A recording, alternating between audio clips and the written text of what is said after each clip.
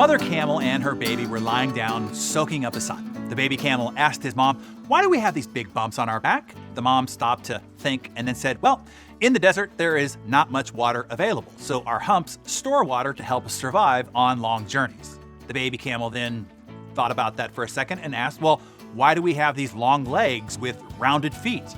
His mother replied, "They are meant to help us walk through sand." The baby asked a third question, "Why are my eyelashes so long?" The mother replied, "Your long eyelashes offer you protection from the sand when it blows in the wind." And then finally the baby said, "If we have all of these natural abilities given to us to walk long distances through the hot desert, what's the use for us camels in the zoo?" Now, there are different ways to view this story, but today I want you to look at it from the perspective of a leader.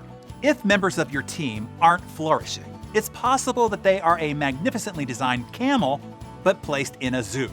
Maybe their current role isn't utilizing their unique and natural innate talents. This is a vitally important assessment to make as a leader and to make it quickly. In 2019, workers were already quitting jobs at record rates. Then the pandemic shed 2.5 million jobs. When it was lifted, many workers decided not to go back. Instead, they just quit. The ratio of people quitting their jobs to the total employment is the highest it's been since the Bureau of Labor has been tracking the data.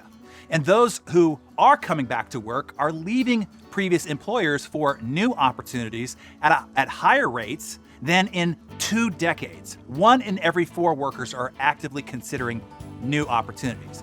80% want greater career advancement. 72% say that the pandemic caused them to rethink their skills. So before your team jumps ship on you because you aren't looking at their skills and their opportunities for advancement, take a look around and ask about each team member. Are they on the right seat of the bus? And don't just ask yourself, also ask them.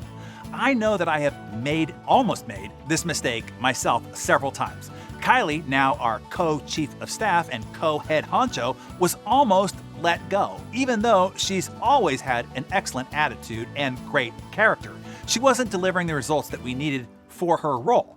When we sat down with her to figure out what was happening, she asked us the baby camel questions. She then told us what she thought that she would excel at and what she would be fired up to do. And lo and behold, she freaking thrived all the way to the top of our enterprise. In fact, all but a few members of our team are not in the roles that they were initially hired for. We are a hyper-growth and ever-evolving organization, and we are constantly working with each team member to figure out how to best utilize their unique strengths and their deepest passions.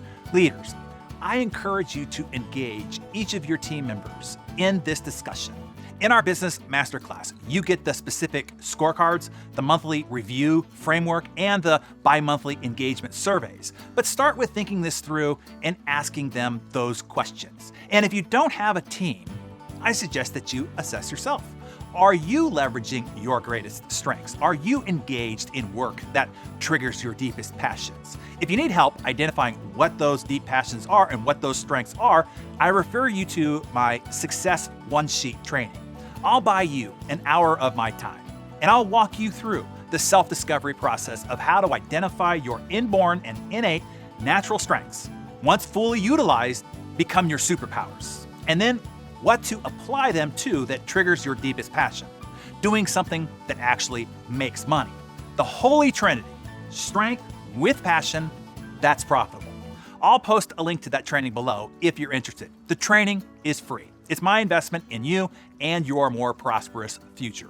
Okay, leaders, name one person on your team that you're going to talk with today about how they feel about their unique abilities and how they are or are not being utilized to the max. And if you don't have a team, tell us your unique skills, interests, and passions and how you might leverage them better.